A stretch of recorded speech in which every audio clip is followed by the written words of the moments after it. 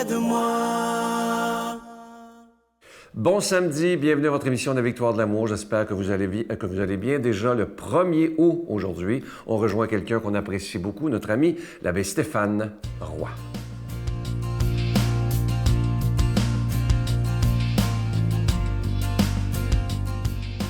Bonjour à toi, cher ami. Bon samedi matin.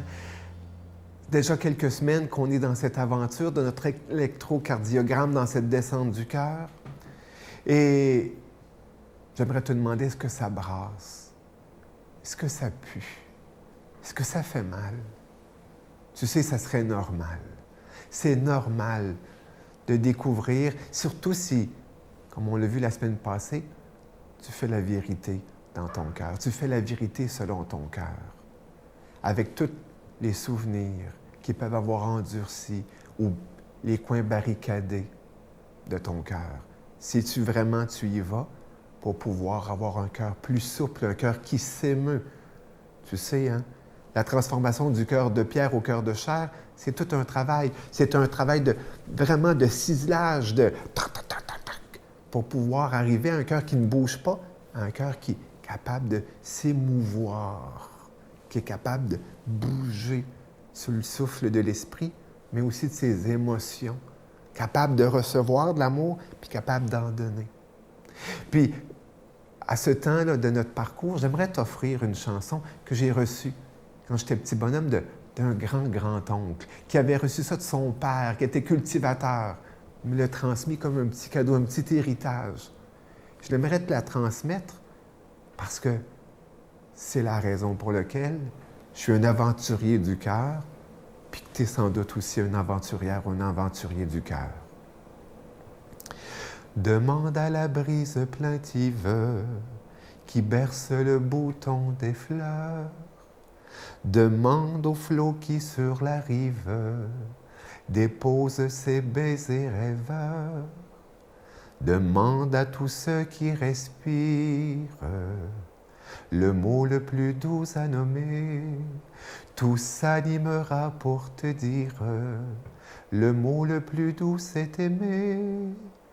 Tout s'animera pour te dire le mot le plus doux c'est aimer. Demande aux vallons solitaires, demande aux bois silencieux, demande aux anges, aux femmes sur la terre, demande aux anges dans les cieux, demande à tous ceux qui respirent le mot le plus doux à nommer. Tout s'animera pour te dire le mot le plus doux c'est aimer. Tout s'animera pour te dire le mot le plus doux c'est aimer. Aventurier, aventurière du cœur, le mot le plus doux, le mot le plus riche, le mot le plus précieux. Comme Saint Jean de la Croix le dit, au soir de la vie, qu'est-ce qui restera? C'est aimer. Et voilà pourquoi il est bon de travailler sur notre cœur, il est bon d'en descendre, il est bon de faire cet électrocardiogramme, pas juste pour rester dans nos maladies, mais pour avoir une santé du cœur extraordinaire et de faire de ce monde, un monde merveilleux. À la semaine prochaine. Notre Père qui es aux cieux, que ton nom soit sanctifié, que ton règne vienne, que ta volonté soit faite sur la terre comme au ciel. Donne-nous aujourd'hui notre pain de ce jour. Pardonne-nous nos offenses comme nous pardonnons à ceux qui nous ont offensés. Ne nous laisse pas entrer en tentation, mais délivre-nous du mal, car c'est à toi qu'appartient le règne, la puissance et la gloire pour les siècles des siècles. Amen. Je continuerai à croire, même si tout le monde perd espoir. Je continuerai à aimer, même si les autres parlent de haine. Je continuerai à construire, même si les autres détruisent. Je continuerai à parler de paix, même au milieu d'une guerre.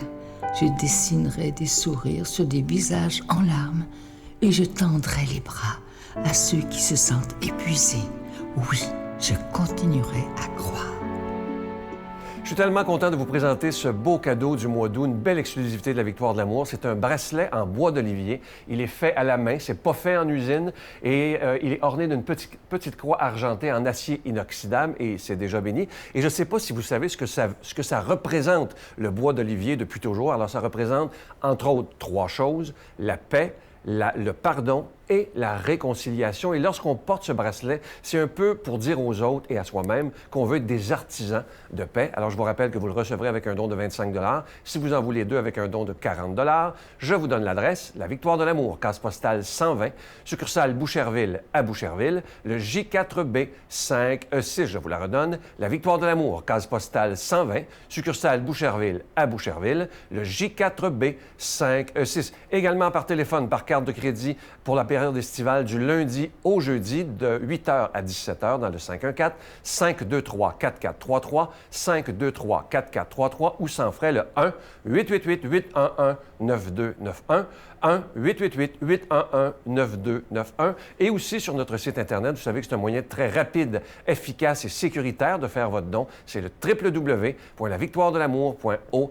Alors, je vous rappelle ce magnifique cadeau du mois, une exclusivité de la Victoire de l'amour, un bracelet en bois d'olivier véritable qui est fait à la main, orné d'une croix argentée en acier inoxydable. Et ce bracelet, il est déjà béni.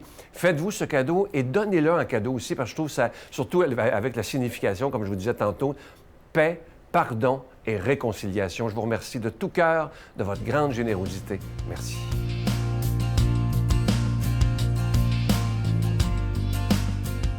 Mon Dieu, donnez-moi la sérénité d'accepter les choses que je ne peux changer, le courage de changer les choses que je peux et la sagesse d'en connaître la différence. Amen. En ce 1er août, la parole de Dieu est proclamée par un nouveau venu à la Victoire de l'amour. Il est de la France, en Normandie, le frère Benjamin, et on l'aime beaucoup pour son grand dynamisme.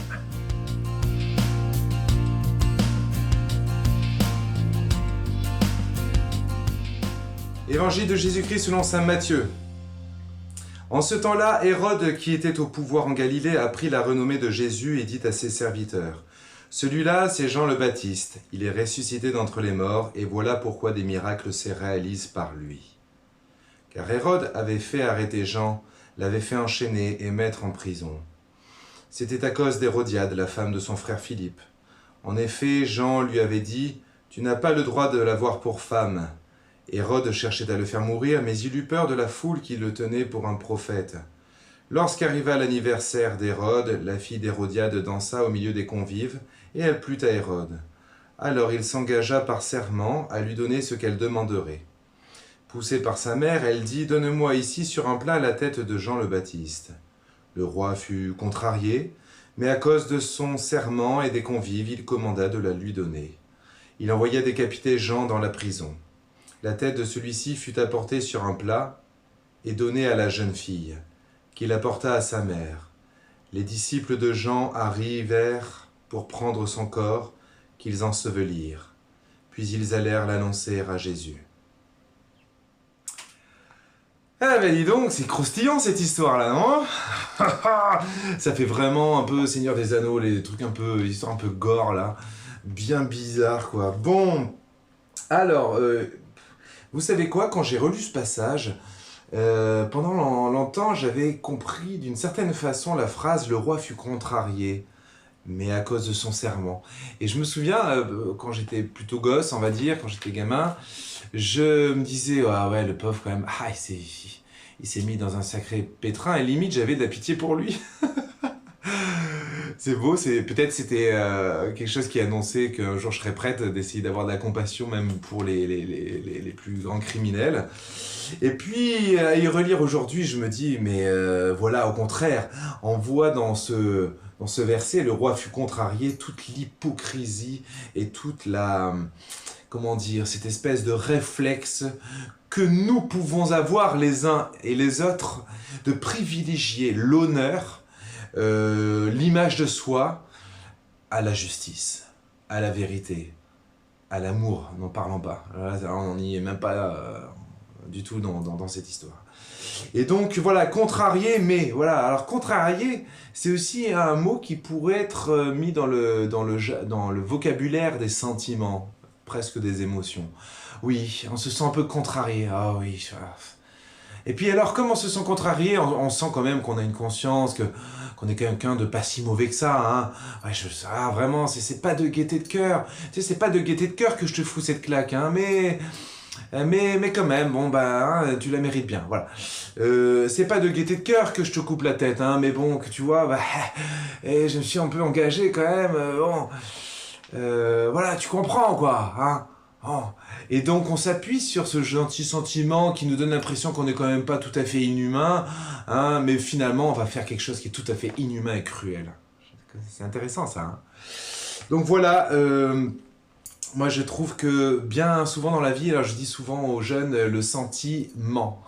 Le senti plus loin ment. C'est-à-dire qu'on enrobe notre conscience de plein de bonnes intentions, de plein de beaux sentiments, et comme on dit, l'enfer est pavé de bonnes intentions, on pourrait dire l'enfer est pavé de bons sentiments, sauf que, voilà, en réalité, la vérité c'est que, en fait, je m'en fous, et je fais ce que je veux, et je préfère mon honneur, et je préfère l'image que je renvoie plutôt que la justice ou la vérité. Voilà, donc, sauf que je mettrai un lien avec la première phrase où Hérode, sa conscience, qu'il a voulu peut-être enrober et étouffer d'un sentiment, voilà, et bien sa conscience, elle, il pourra pas l'étrangler comme ça. Et sa conscience, une conscience qu'on essaie comme ça, d'étouffer, elle finit toujours par se rappeler à nos bons sentiments, si je puis dire. Enfin, donc, elle finit toujours par nous redire « Ouh, je suis là ». Et c'est ce qui fait que lorsqu'on n'écoute pas sa conscience, on développe différentes formes de dysfonctionnement psychopathologique, notamment la paranoïa. Et là, par exemple, il est complètement dans l'erreur. Il dit, c'est Jean-Baptiste, en parlant de Jésus qui fait des miracles, c'est Jean-Baptiste qui est ressuscité. Donc en fait, c'est devenu une obsession, ce fameux Jean-Baptiste, qu'il a voulu peut-être élucider le problème comme ça. Et puis en fait, on sent que sa conscience, elle agit et elle le fait qu'il raisonne n'importe comment, quoi. Il comprend rien du tout. Il confond Jésus et Jean-Baptiste. Enfin voilà, c'est vraiment...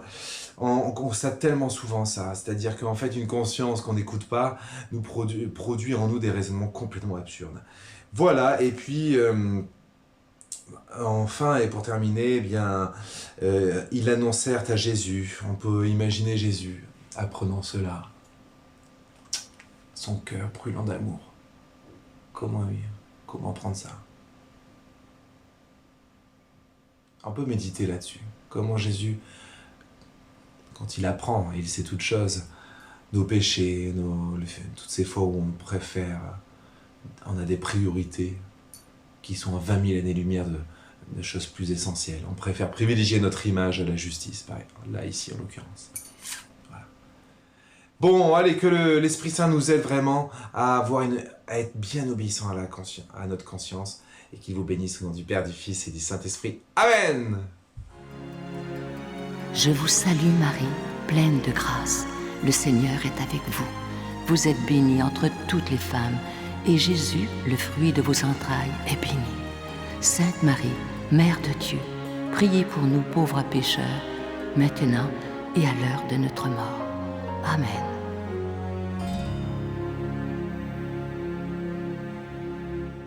Je vous invite à ne pas manquer l'émission de demain. Je rencontre avec beaucoup de joie un jeune prêtre, le père Dominique Leroussin. Vous allez voir un très, très beau témoignage. Et si vous avez le temps, allez voir sa page Facebook, Padre Cuisine. Il fait la cuisine, imaginez-vous donc. Vous allez voir ça au bas de l'écran. À demain. Bye. Un trip de drogue, un trip dans l'Ouest canadien, un trip de musique. Quand on a tout fait ça, qu'est-ce qu'il y a après? Puis c'est pour ça que pour moi, le fait pour les jeunes de redécouvrir Dieu, c'est de redécouvrir un horizon et un sens à la vie.